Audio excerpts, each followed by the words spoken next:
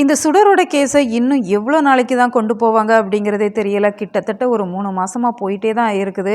சுடரை யார் என்ன பண்ணாங்க, அவங்க உண்மையிலேயே இறந்துட்டாங்களா இல்லை உயிரோட இருக்கிறாங்களா அப்படின்னு சொல்லி பல குழப்பங்களுக்கு இப்போ வரைக்குமே தீர்வு கொடுத்துருக்குறாங்களா அப்படின்னு சொன்னால் நிச்சயமாக இல்லை. என தீபிகா அப்படிங்கிற ஒரு இன்ஸ்பெக்டர் வந்தாங்க, அவங்க ஒரே வாரத்தில் கண்டுபிடிச்சிருவாங்க அப்படிங்கிற மாதிரி பயங்கர பில்டப் எல்லாம் கொடுத்தாங்க. ஆனால் இப்போ வரைக்குமே அந்த கேஸை பற்றி எந்த ஒரு டீட்டெயிலுமே அவங்க கலெக்ட் பண்ணலை அப்படிங்கிற மாதிரி தான் தெரியுது.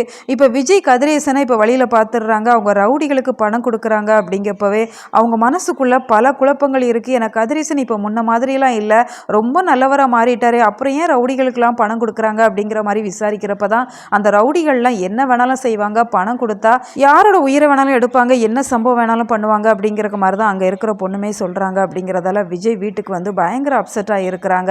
நான் தான் அப்போ இருந்தே சொல்கிறேன் இல்லைங்க, இதில் கதிரேசனுக்கு ஏதோ சம்மந்தம் இருக்குது அப்படின்னு சொல்லி எனக்கு ஸ்டார்டிங்கில் இருந்தே சந்தேகம் இருக்குது. அதனால் நீங்கள் ஒன்று பண்ணுங்கள், நானும் மனோகரனும் இதை பார்த்துக்கிறோம், நீங்கள் கவலைப்படாதீங்க, நீங்கள் உங்களோட பிஸ்னஸை நல்ல விதமாக பண்ணுங்க அப்படிங்கிற மாதிரி மல்லி இப்போ விஜய் ஒதுங்க சொல்லிடுறாங்க.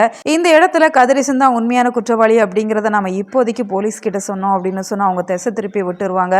ஸோ நம்ம கொஞ்ச நாளைக்கு வெயிட் பண்ணுவோம், இதில் என்னென்னலாம் நடந்தது அப்படிங்கிறத நாமளே கண்டுபிடிப்போம் அப்படிங்கிற மாதிரி தான் மல்லி மனோகர் 2 பேருமே திட்டம் போட்டிருக்கிறாங்க. இப்போ மல்லி வெண்பா 2 பேரும் தான் இப்போ கதிரேசனை பார்க்கறதுக்காக போயிருக்கிறாங்க. கதிரேசன் வெண்பாவை பார்த்ததுமே பயங்கரமாக சந்தோஷமாகறாங்க. இப்போ மனோகர் கதிரேசனுக்கு கால் பண்ணுறாங்க, சுடரோட இறப்பை பற்றி பேசவுமே அவங்க பயங்கரமாக ஷாக் ஆகுறாங்க.